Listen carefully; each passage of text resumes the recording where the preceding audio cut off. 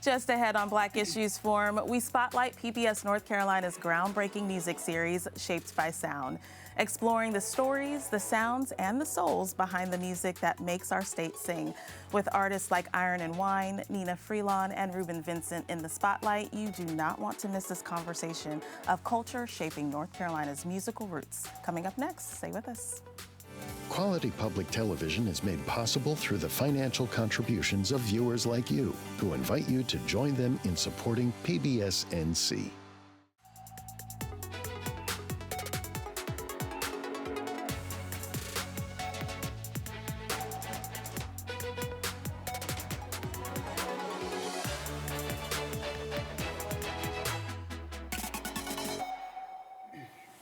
Welcome to Black Issues Forum. I'm your host, Kenia Thompson. Well, North Carolina's musical scene has always been alive with energy, creativity, and soul. From bluegrass roots to modern hip-hop beats, the Tar Heel State is home to a rich musical legacy, and now PBS North Carolina is bringing that legacy to life with a brand new series, Shaped by Sound. Today, we get to hear clips from some of the artists shaping today's music, and later we'll explore the history that laid the foundation for North Carolina's iconic sounds. To kick things off, I want to welcome PBS North Carolina's program development producer and host of Shaped by Sound, and one of the many talented folks here who worked on the upcoming series.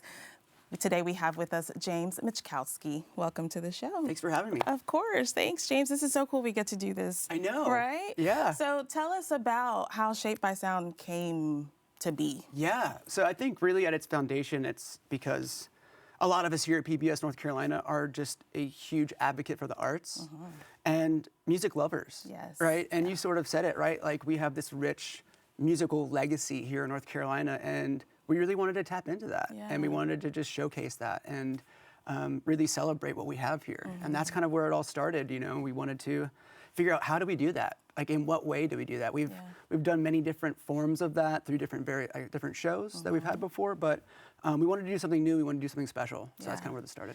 Tell me a little bit about your personal background with music. Did you Yeah. grow up loving music? What was your most favorite? Absolutely, yeah. I grew up loving music. I am a live music fan, so I will go to as many live shows as I can. Same.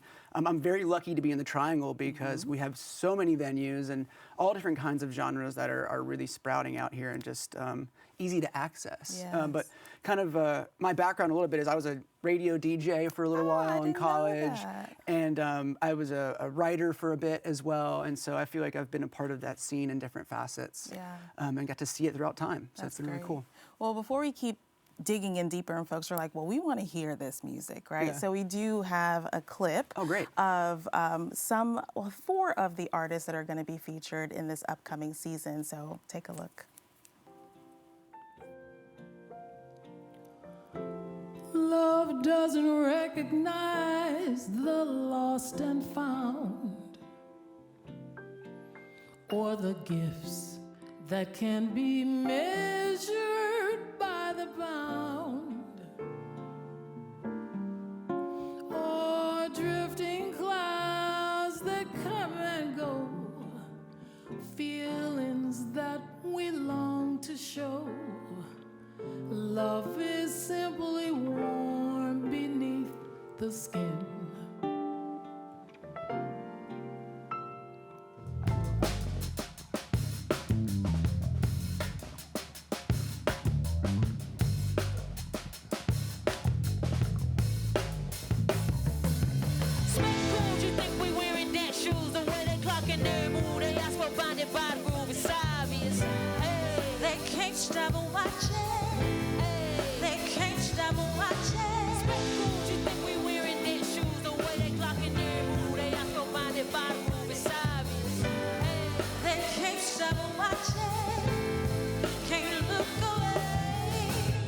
Things you never seen.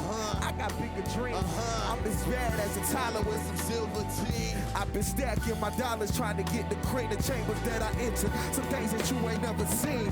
Making sure they say woo like shame on the brother if he thinking I ain't really green. Ain't had no silver spoons, now we on the TV screen watching Martin till I doze out. It was all a dream. I be on my own.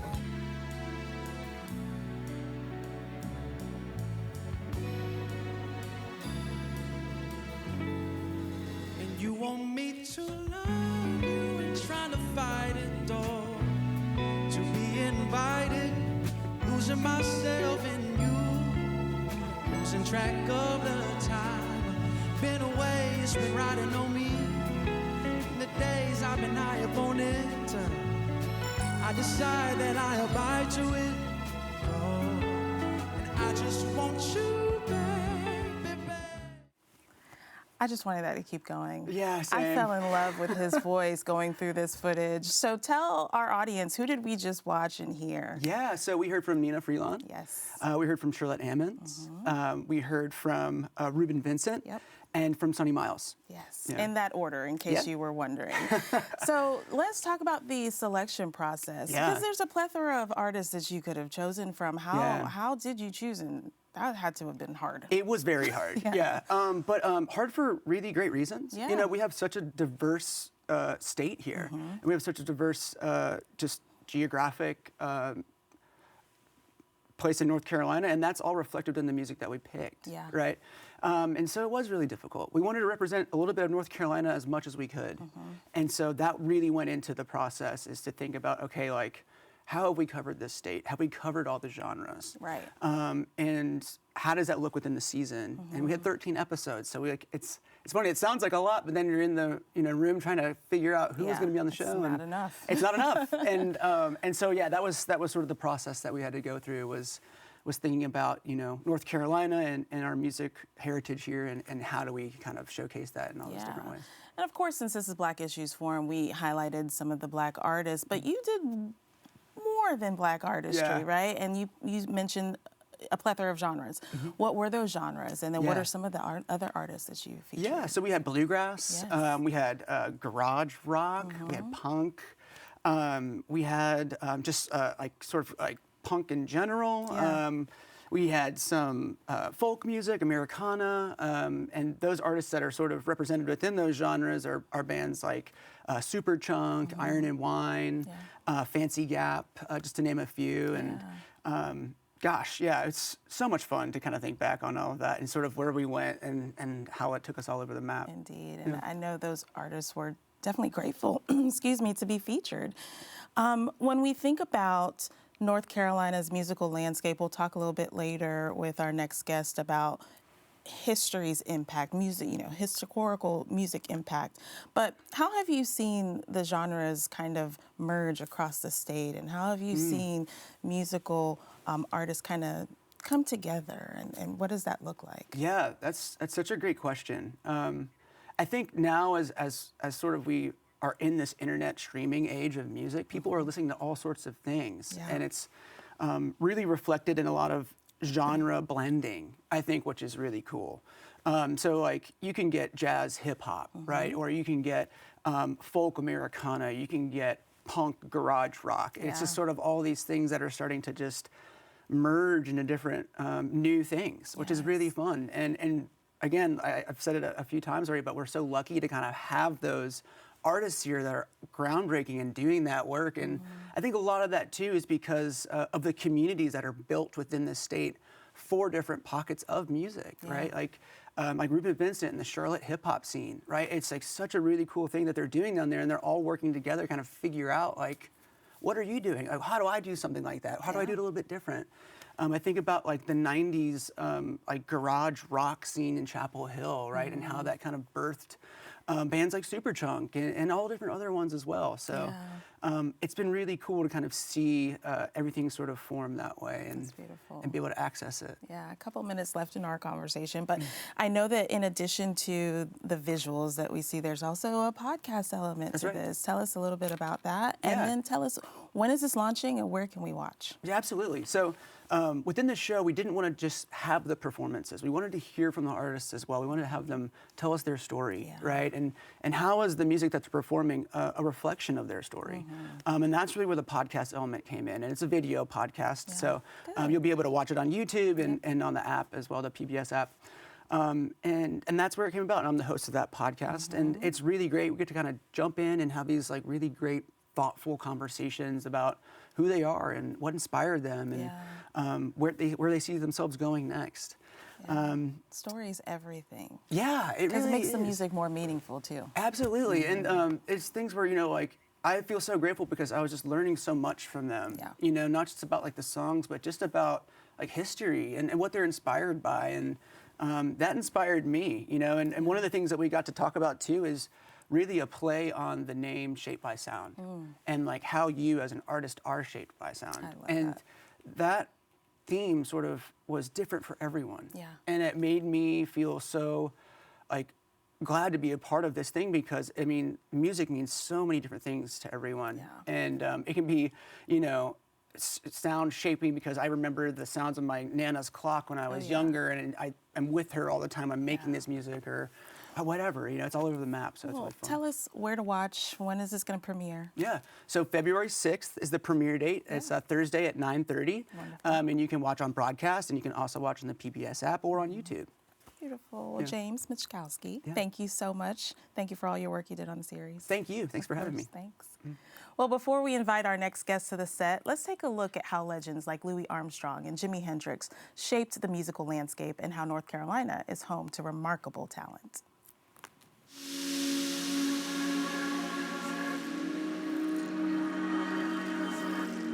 The Harlem Renaissance of the 1920s and 30s was a golden era for black music and artistry. Legends like Louis Armstrong with his unmistakable trumpet sound, and Duke Ellington, whose big band arrangements redefined jazz, they turned Harlem into a musical epicenter. The revolution continued into the mid-20th century with Chuck Berry, the father of rock and roll. And then came a young artist with North Carolina roots who would change the game forever, Jimi Hendrix.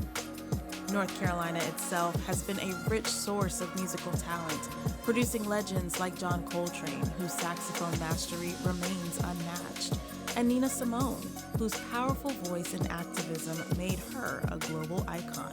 Their music tells stories of struggle, joy, and triumph, reminders that the power of sound is timeless. The history of music in North Carolina is deeply intertwined with the experiences and contributions of African Americans, whose creativity and resilience have shaped the very foundation of so many genres we love today. To dive deeper into this rich history and its lasting impact, I'm honored to welcome our next guest. He's an acclaimed author and professor of African American Studies at Duke University. Please join me in welcoming Dr. Mark Anthony Neal. Welcome How you to doing, the show. Kenia? I'm well. Thank you so much for being here. We just had a great conversation with James about Shaped by Sound. I'd love to maybe get your initial thoughts on this series coming up and how important its important role in music. It's exciting, right? Because on the one hand, we always think about the historical aspects of music, but music is a living genre, always changing. And to see so many different generational folks, you know, who are continuing to make music, like a Nina Freelon, you know, someone on the younger tip, you know, like a Reuben Vincent, you know, Charlotte Ammons, right? And it's a wonderful opportunity, I think, for folks to understand the cultural heritage that's here in North Carolina in terms of our musical heritage. Yeah, so let's talk about that heritage. We brought you on to talk history, right? So what role has African Americans played in the landscape of music in this state in particular? The thing that's probably pretty incredible to folks is that many artists who are iconic in terms of black music and American music have roots in North Carolina. You know, you can just start with the idea that John Coltrane, Nina Simone, and Thelonious Monk, right, who shaped jazz music in so many tremendous ways, came from North Carolina. Here in Durham, you know, where someone like Shirley Caesar was born. You take the great vocal group The Drifters. Their two most well-known lead singers, Clyde McPhatter and Benny King, are from North Carolina.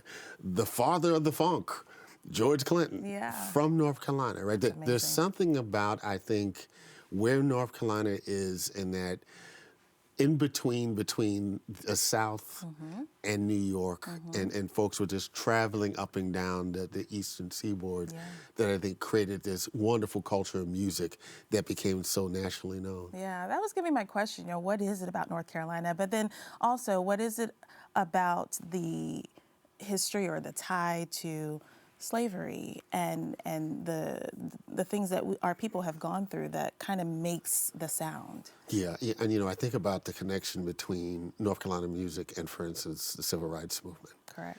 Nina Simone's the most obvious example of that, right? But one of her most well-known songs, I Wish I Knew What It Would Be to Be Free, the music to that song was actually written by another North Carolinian, Dr. Billy Taylor. When you think about Max Roach, right, who's another one of these great jazz giants, 40s and 50s, he writes the Freedom Now Suite. In response and in tribute to what happens on February 1, 1960 with the Greensboro sit-ins. These folks understood that as the times were changing, the music had to reflect the changes that were occurring in the culture. And the thing about Black music historically, if you want to know what's happening in Black America at any historical period, listen to the music. Yeah. The music will tell the story of what was happening. And that is the thing I think most people don't realize that they're attracted to is the story. Absolutely. The story is what moves you. Absolutely. And so when we think of the melodies that accompany that and how music has been influenced to preserve history, people don't realize how they experience that in different ways. It is storytelling. There's no question. And, we think about it definitely when we think about hip hop now. Yeah.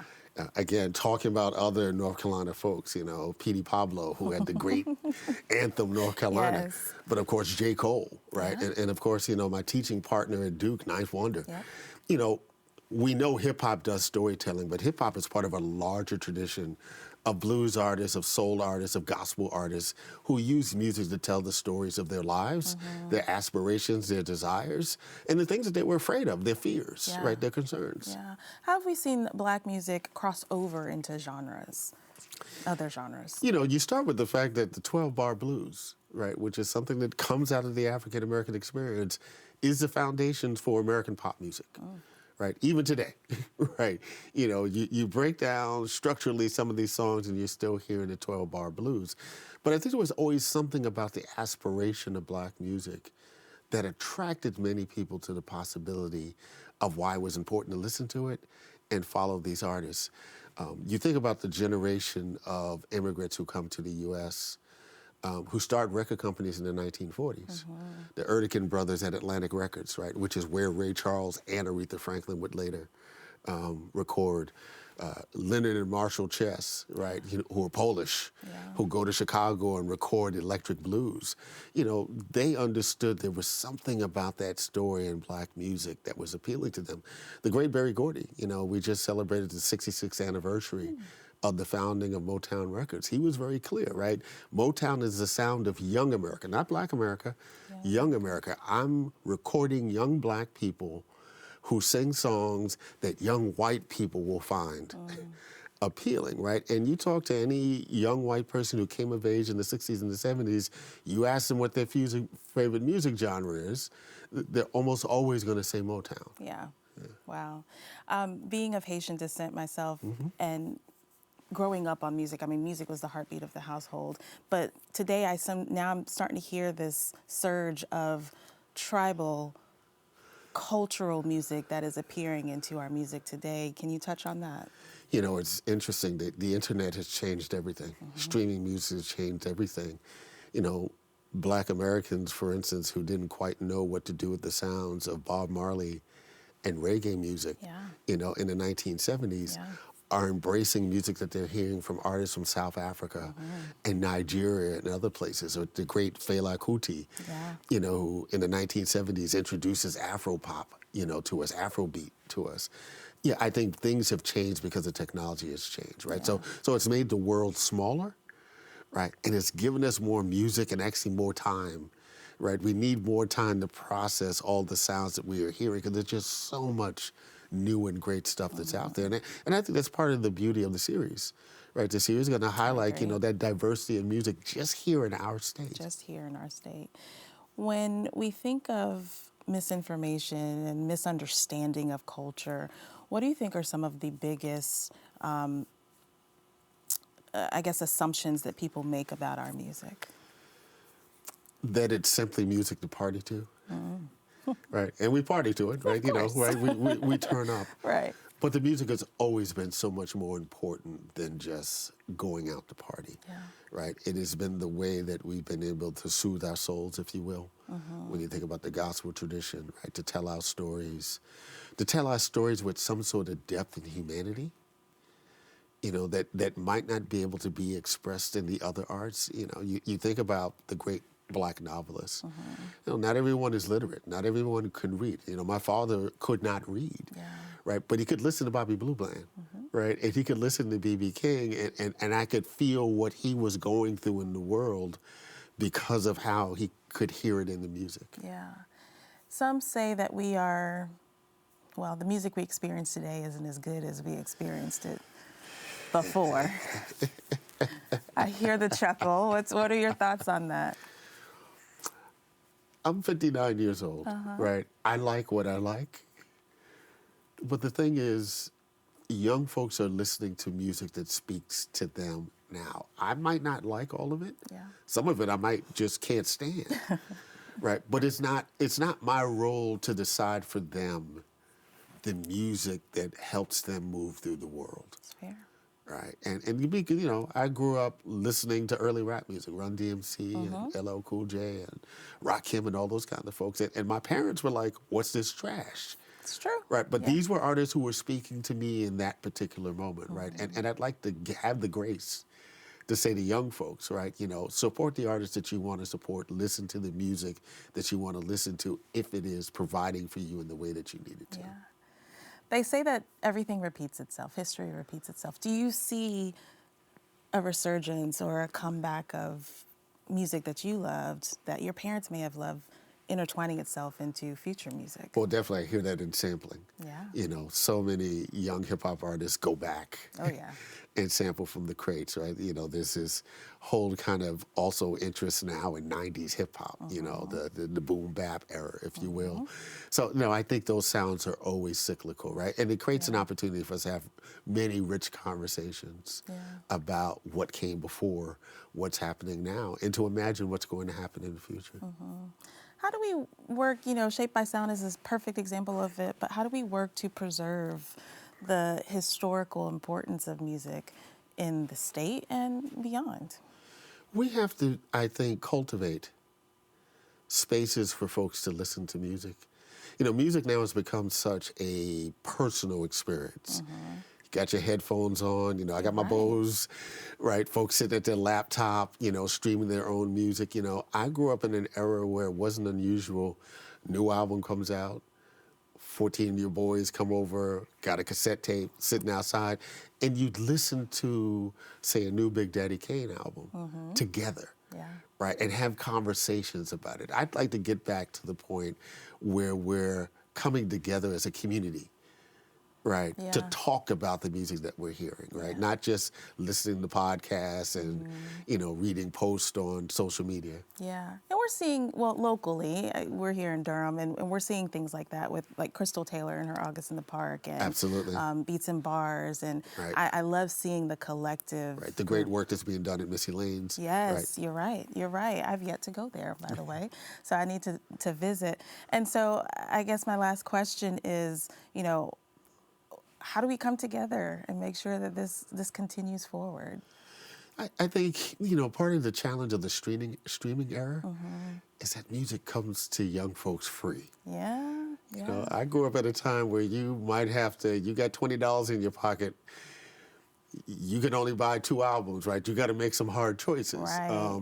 And I think people forget, for working artists, right, folks who don't have big record contracts, right, who aren't streaming 100,000 streams, we have to pay to go see them and be willing to support them and go out and listen to that music, right? And I think that's how the music sustains itself, right? Because the artists get so much energy from the audience, right? And the audience has to understand that part of our job here is not only just to hear the music and love the music, but help to support the artists to continue to make the music. Yeah, no, that's a great point.